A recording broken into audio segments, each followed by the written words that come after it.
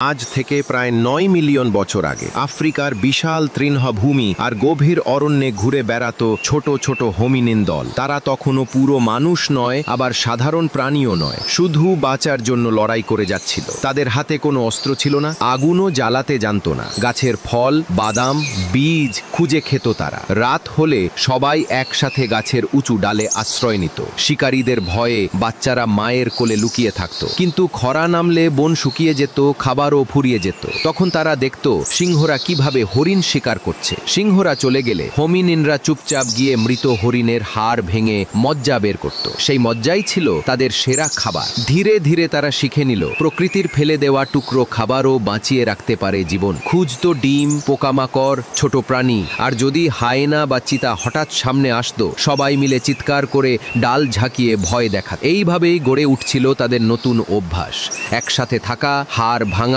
ছোট প্রাণী ধরা। প্রতিটি দিন তাদের বদলে দিচ্ছিল ধীরে ধীরে, এবং এই লড়াইয়ের মাঝেই জন্ম নিচ্ছিল মানুষের আসল যাত্রা। হাতে এখনো কোনো অস্ত্র নেই, কিন্তু চোখে ফুটে উঠেছে দৃঢ়তা। তারা বুঝে ফেলেছিল শুধু অপেক্ষা নয়, একদিন শিকার করতেই হবে। সেদিনই শুরু হলো মানুষের পথ চলা, পাথরকে অস্ত্র বানানো, কৌশল দিয়ে শিকার ধরা, আর সভ্যতার প্রথম আলো দেখা।